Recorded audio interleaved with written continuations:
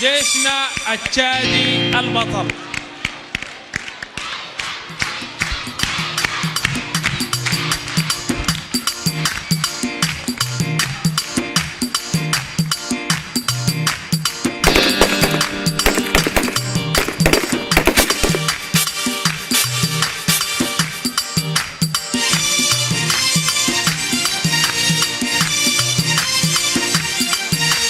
On n'apprend pas à un vieux singe comment faire des grimaces, dit le proverbe. Les Tchadiens ont longtemps fait la guerre pour bien la connaître. Aujourd'hui, on les qualifie des intrépides, des guerriers du désert. Ils sont sollicités partout pour ramener la paix et assurer l'intégrité du territoire des pays amis. L'exemple est le Mali, la Centrafrique, le Cameroun et le Nigeria. Considérée jadis comme une armée non professionnelle, l'armée tchadienne s'est imposée ces derniers temps par sa technicité, sa bravoure et sa capacité de réaction immédiate aux crises.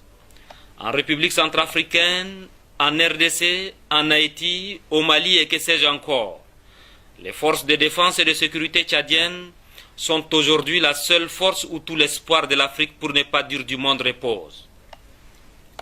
Disciplinés, efficaces, les soldats tchadiens ont payé le prix du sang pour soit éviter un chaos dans un pays africain ou pour restaurer l'intégrité d'un État menacé par des forces du mal. Sa participation dans la résolution des crises internationales ne date pas d'aujourd'hui. À la débâcle de l'armée française pendant la Deuxième Guerre mondiale, les Tchadiens ont constitué le premier contingent à avoir débarqué en France à l'appel du général de Gaulle pour libérer la France occupée. Aux différentes guerres fratricides et à l'agression libyenne, les Tchadiens ont pu faire face à l'adversaire malgré que ce dernier est fortement équipé. On se souvient encore de la défaite infligée aux forces libyennes à Wadidoum, à Faye al-Arjo et la victoire historique infligée à l'ennemi dans son propre camp à Metnassara, la plus grande garnison militaire libyenne. Plus que jamais, le chef suprême des armées, le général d'armée Idriss Déby Itno, s'impose comme le parrain sécuritaire de la région.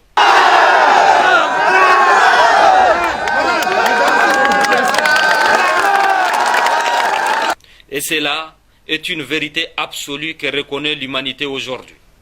Vieux soldat, en sa qualité de chef suprême des armées, il a toujours attiré l'attention de la communauté internationale sur la gestion des conflits en Afrique. Si le Mali a retrouvé son stabilité et organisé des élections, c'est grâce à l'intervention de l'armée tchadienne.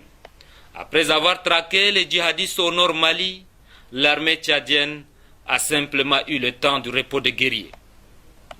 Le Nigeria, qui fait face à la secte Boko Haram depuis 2002, dont des milliers de personnes ont péri sous les balles et l'épée des hommes de Shekau, a non seulement de la peine pour sécuriser son peuple, instaurer la sécurité à l'intérieur de son État, mais a laissé libre champ à cette secte à attaquer le Cameroun, faisant ainsi des milliers de victimes par son incapacité de le mettre hors d'état de nuire.